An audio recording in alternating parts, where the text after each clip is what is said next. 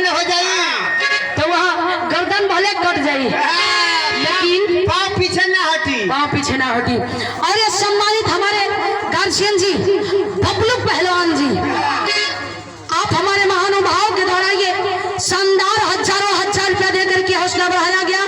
खैर मतम करते हैं पासवान साहब जी, हमारे सम्मानित बाबू जी को ओर से आशीर्वाद ये 100 रुपया चरणन में नमन, कोटि कोटि बंदन। और ये खानापुर से हमारे सम्मानित अभिभावक जी, अन्नदाता धर्मेंद्र कोटेदार साहब जी, आप जी के द्वारा ये हजारों हजार रुपया दे करके सम्मानित कैलिन। जिया राजा ये चंदौली बनारस है ना? अबे तो चंदौली में गोड़ धोले बच्ची। अच्छा, पूरा शरीर का ये धरो समय आई। ए भैया जब मन मनता ललकार धालस अरे थवा सीधा क्लियर हो यार। पूर्वांचल के पहलवान के ऊपर सम्मान में हमारे बबलू भैया के सम्मान में शानदार 100 रुपया दे के हमारे गार्जियन जी सम्मान के लिए कोटि कोटि बंदन। लेकिन जब चैलेंज किया पहलवान, काशी नरेश राजा चिट्ठी लिखौलन, लिखा के बैठा दलन कलन की आज का तीसर के दिन यही सारनाथ में जहां से ऐलान करके गई बा वही जे कुश्ती का ऐलान बा फिर से दोबारा आज है पढ़वैया बोलौलस, चिट्ठिया पढ़वलस, तब बिहार में गीत बदल गई। कौन गीत है भैया? गावत रहल देख रहल।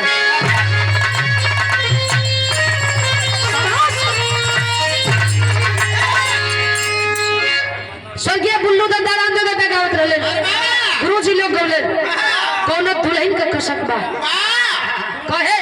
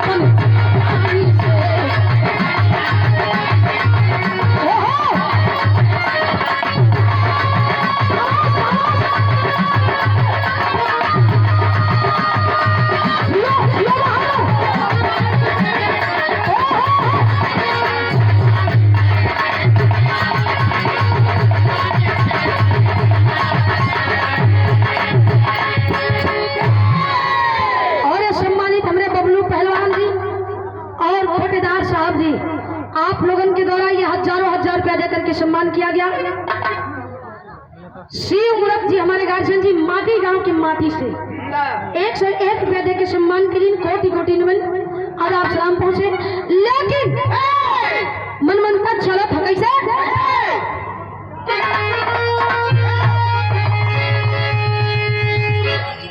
ए भैया पट्ठा पहलवान जब अखाड़ा पर भीड़ लगौले हुआ ओसे मनमनता भी आयल बा आय से पूरा पहलवान जम में बढ़ल कहे बता अरे चटले हर जिलावा से नामी पट्ठा पहलवान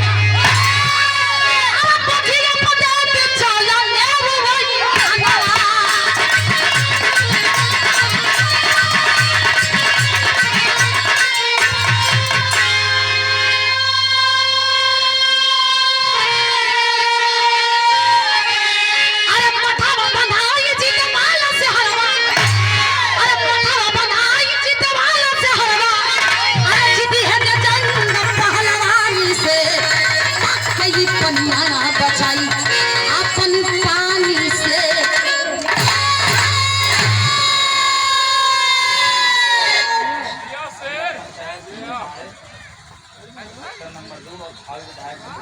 भावी विधायक सकलिया सेक्टर नंबर 2 के संजय पांडे जी, जिला पंचायत सदस्य, आप हमारे महानुभाव के द्वारा ये शानदार 500 रुपया देकर के हौसला बढ़ावल गई। और हमारे बाबूजी पासवान साहब जी पुनः यह भाव पर 100 रुपया देकर सम्मान के लिए कोटि कोटि वंदन। सगल पंच के पांव पहुंचे तनी गौर करिहा पट्टा पहलवान मोछी पट्टाव दे पहुंचा धवन वही खाड़े में अब मनमनता भी पहुंचल। अब विराट में आखिरी गीत, लेकिन गीतिया से बढ़िया भाव का